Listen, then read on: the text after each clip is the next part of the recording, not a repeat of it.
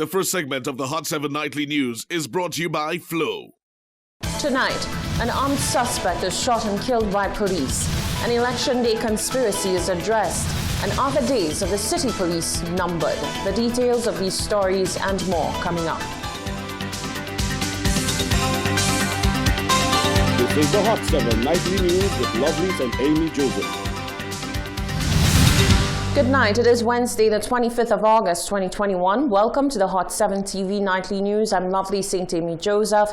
Thank you for joining us. At about 11 a.m. on Wednesday, the 25th of August, officers responded to a report of a chopping at Sarot Castries. During the conduct of their investigations, officers interviewed witnesses and proceeded to interact with the identified suspect. During their interactions with the suspect, he being armed with a cutlass, attempted to attack the responding officers. Nick Roseman was wounded during the incident and was subsequently pronounced dead by medical officials. Investigations were launched into the circumstances surrounding the shooting by a separate unit. We will have further details on this incident in a subsequent broadcast. Following the 2021 general elections, in keeping with the theme of political drama, allegations were made against one presiding officer after news that a ballot box in Micoud South was temporarily missing. Even after the election, and with the St. Lucia Labour Party being sworn in, a big question remained: did Alan Chastanet really win his seat? Returning Officer Pius Bastian is making it clear that no ballot box was stolen or was missing on the night of elections.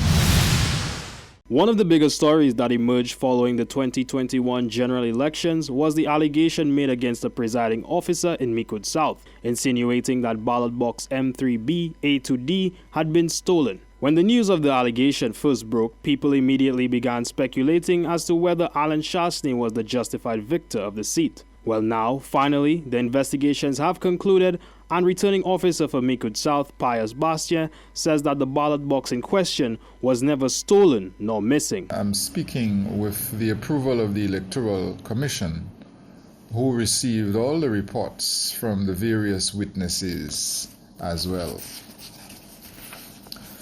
The particular ballot box in question was from M3BA to D, where Mr. Timothy Atkins was the presiding officer. The matter has been thoroughly looked into, and I want to make it clear that no ballot box was stolen or went missing in Micoud South, and no presiding officer was arrested in Micoud South on elections night, July 26. Bastien goes on to recount the details of the night and what led to these allegations being made. In a discussion with Mr. Atkins about the incident, he explained that he was missing a document, that is a statement of the poll form, and he was taking the ballot box unsealed to the multipurpose center on his private vehicle to complete his entries. Now, having said that, the form was retrieved and given to him. It was then that he completed the statement of the poll and handed that statement to the returning officer. Now, that explanation is plausible to me. Bastien says that a recount did take place in the presence of the SLP candidate, his lawyer, the sworn SLP agents, the sworn UWP agents, staff of the Office of the Returning Officer, and Pastor Eugene George. He says that after the recount was over, the findings reflected the same results presented on the statement of the polls presented by Mr. Atkins. He says that all parties present accepted the results of the recount. Reporting for the Hot 7 Nightly News, I am Karim Nelson. Over the years, there have been numerous complaints about the efficiency of the city police. The MP for Castries Central was recently asked whether there are any plans to make changes to the operations of the city police. The MP indicated that he will be assessing the situation and a decision will be made as to how they proceed. The addition of city police to Castries was intended to make the capital a safer place.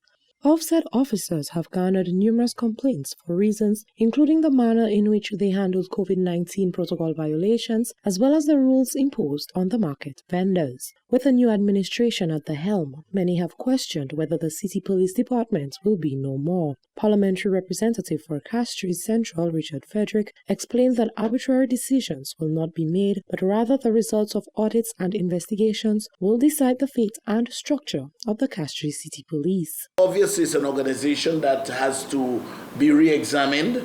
I am not sure what stands now was what was meant to have been. So one would have to look at what the position is now vis-a-vis what the intention was and to make an assessment of the situation. And then, based on that assessment, you can make policy decisions going forward. But you cannot articulate now, not even having done an audit of what was meant and what currently obtains. The MP indicated that City Police was actually a brainchild of his, and it would be interesting to note whether the purpose with which it was intended to serve is what obtains now. He says in addition to that, the Castries City Council in and of itself has to undergo many changes. The Castries City Council has a huge wage bill, extremely huge, humongous. And it is, it fits into the local palace of biting more than you can chew. And I do believe that there is room for amendments in terms of having an appreciative decrease in that wage bill, whilst you want to ensure that, you are sensitive to the needs of each and every person. You must understand that this institution must be run on a sustainable basis. And it is better not to be in employment than to be in employment and not get paid. Because once you work, there is a legitimate expectation you must get paid. Frederick recently said that the CCC has become a political safe haven. However, he says all changes will be made for the greater good and to the ultimate benefit of all. Reporting for Hot 7 News, I am Genevieve Gonzalez. You're watching the Hot 7 TV Nightly News. Stay with us. Still to come, more COVID cases. The St. Lucia Medical and Dental Association pleads with the unvaccinated, and a former CMO quells concerns. That and more after the break.